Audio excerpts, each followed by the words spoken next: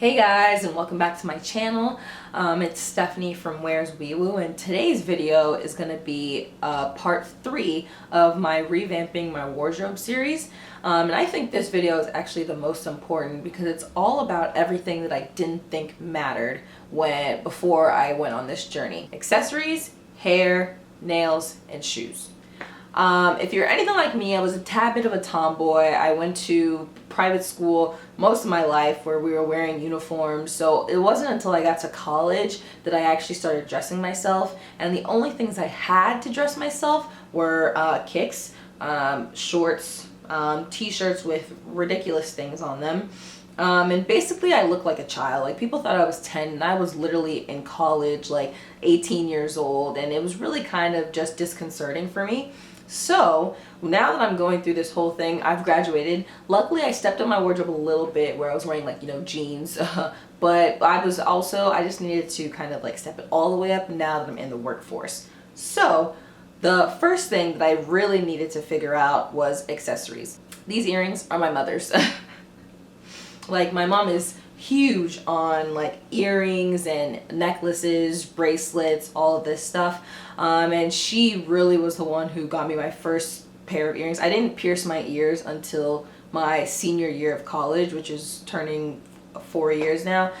4 years? No. Senior year of high school. So my senior year of high school. So I've had my ears pierced for 4 years, but I've had a lot of trouble with them. Like, even as I touch them, this hurts, and I've had it for 4 years. One earring descended into my ear, so I don't have the second hole on this side, and then this bad boy is just chilling out on this side. But I completely, because I didn't have them for so long, I completely forgot that I needed earrings to kind of complete an outfit. And this kind of goes back to my undertone skin tone video. I know a lot of people who are dark skin toned wear a lot of gold jewelry just because it pops on their skin, but I prefer silver jewelry, but I do have a lot of gold jewelry. So when I was looking for accessories, earrings, bracelets, necklaces that I liked, I looked for a lot of silver pieces. So as you can see, these I got from TJ Maxx, and then I also did go out and buy some gold pieces just so I could have that there. I'm not a big fan of wearing things on the wrist except for my watch, just because my watch is there and I feel like things kind of clash. But I actually saw a tweet about people who wear their Apple Watch to like every event and how they look like robots, and I realized that I'm that person who will wear an Apple Watch with a prom dress. Like, it shouldn't be. So I did go out and buy a new watch, like a Daniel Wellington watch, that was just nicer and more clean and more streamlined for more formal events. When I was also looking for other things, because my hair is so short, I wanted to make sure that I had dangly earrings, and so something that could like bring attention to my face, and also like my lack of hair. Since I have no more hair, it was important that I do something about this. Which leads into my next topic was hair. So I cut my hair, I shaved all my hair off in July of this year. So that's going on July, August, September, October, November, December, 6 months. So I'm at 6 months with no hair, and I thought it was going to be so much easier without hair, but I'm learning that it's actually just a little bit harder because things can get super nappy up here.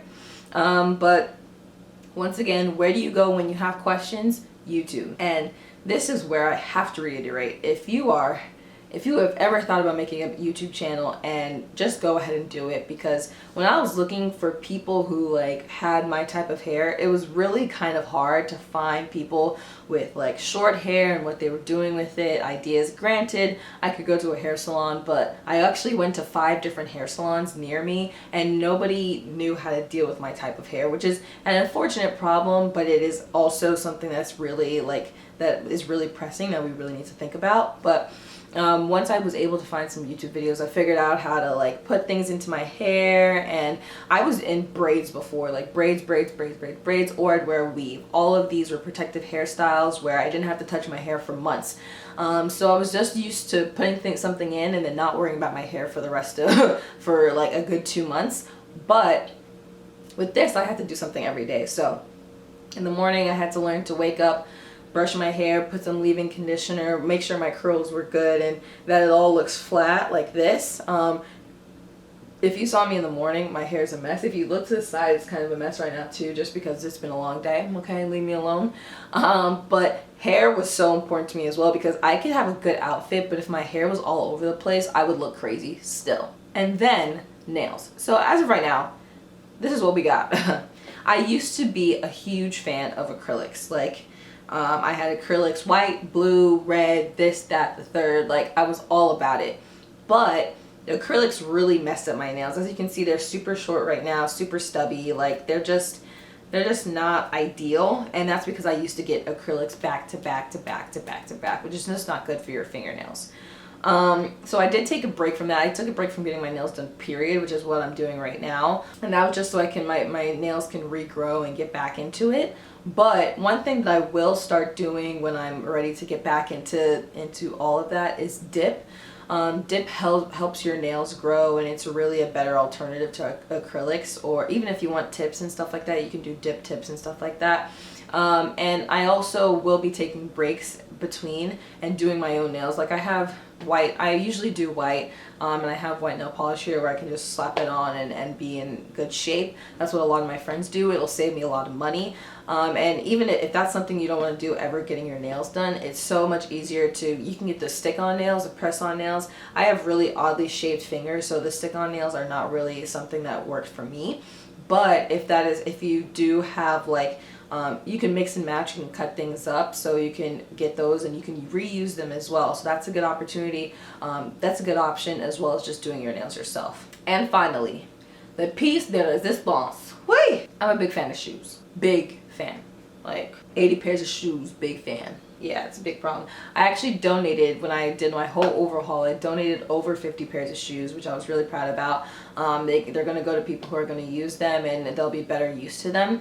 But even after I donated 50 pairs of shoes, I still have a good amount in there. I'll show it to you guys right now. But when I was going through this list, I realized that I had a lot of shoes, but there weren't a lot of shoes that I could use. Like, there were Fashion Nova shoes that were extremely uncomfortable, had a clear heel, and I would only wear on, like, special occasions, which is not practical for somebody who lives in New York, where it snows, it rains, it this, it that. Like, I need a comfortable shoe, even with a little bit of a heel, that I can wear in different situations. So what I did was I watched a lot of lookbooks about winter clothing, fall clothing, this and that. And I finally invested in a pair of Docs and a pair of Tims and a pair of LL Bean boots. So that was when I was in college. Like, I got all of those when I was in college, because I went to college in New Jersey and it was snowing and I needed something like that.